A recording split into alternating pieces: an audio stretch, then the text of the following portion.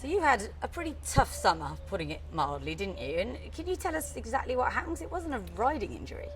No, it was literally 2 days before World Cup. I had some of my friends that I grew up with came over, and we had just been for dinner up at Atlantis, up at Nubu, and we were in a taxi home about 9 o'clock in the evening, and I was just dropping them back to JBR, and we were in a taxi accident. My taxi ended up hitting another taxi, and where I reacted to it, I saw it sort of happening. Down in the distance, I saw it happening and sort of covered my face, and where I covered my face, I hit the back of the driver's seat and it spiral fractured the whole of my humerus, and then I'd done the nerve damage to the ulnar nerve as well. Do you think you would have reacted that way if you weren't a jockey? Because obviously you guys have got quicker reactions than the rest of us. Probably not. It was just, I think everybody would have reacted the same. It was, I sort of glanced up, I could see traffic because I knew the area, and then I could suddenly looked up again and we were on top of the car in front.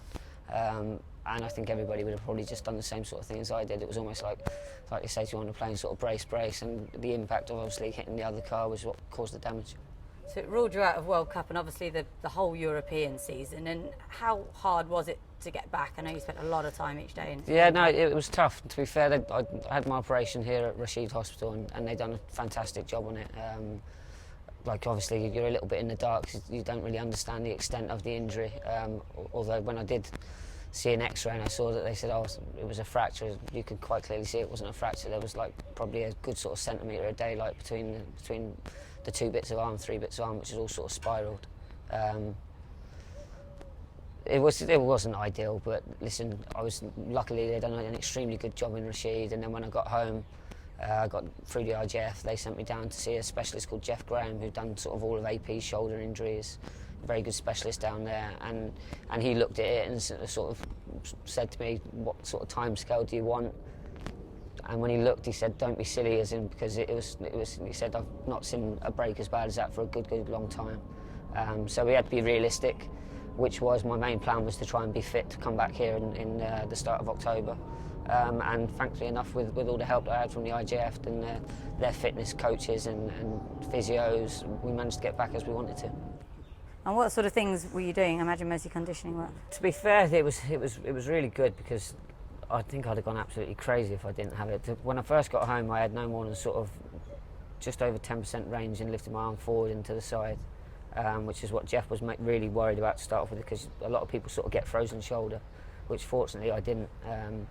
But then the main thing was the physio sessions every day. I'd have an hour physio session, just trying to get range back in it and get movement back in it, and then I'd go up into the gym.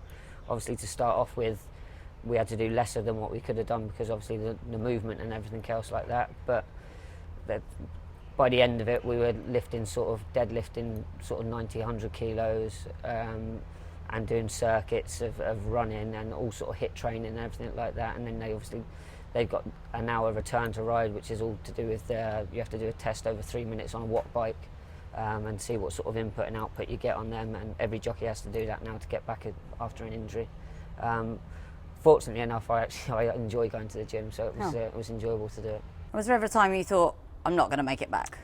No, I'm quite positive. And you know, when I did see Jeff the first time, he did look at it and he was worried straight away, and he did put a little bit of fear in me, the way, because he sort of said to me, oh, you know, I've seen this end people's careers before, but he said, you're lucky that you've got the facilities that you've got at Oaksey House and the Injured Jockeys Fund to get you back as quick as you can, and without them I wouldn't be stood in now. They were fantastic, but I never felt that I wouldn't get back. I always felt every week we'd test, and every week there was improvement coming every week. There was only one stage where it flattened out for probably a week or so, 10 days, where we just knocked all the testing on the head rather than scrambling ourselves.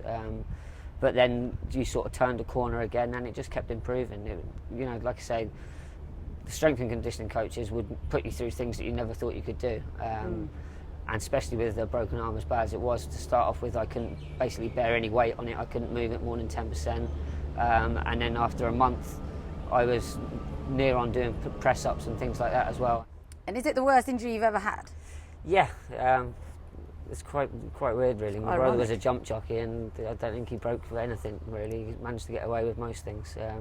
But I've done my ankle, but this is by far the worst one by a good way. When you're a jockey, you expect that there does come a time where you are going to have an injury. Not in a car, though. But not probably in a car, which is everybody sort of said to me, are you nervous about getting back on a horse? And I've always said no, because I didn't do it on a horse. you know, I'd be more nervous getting in a taxi. That's just the way it is.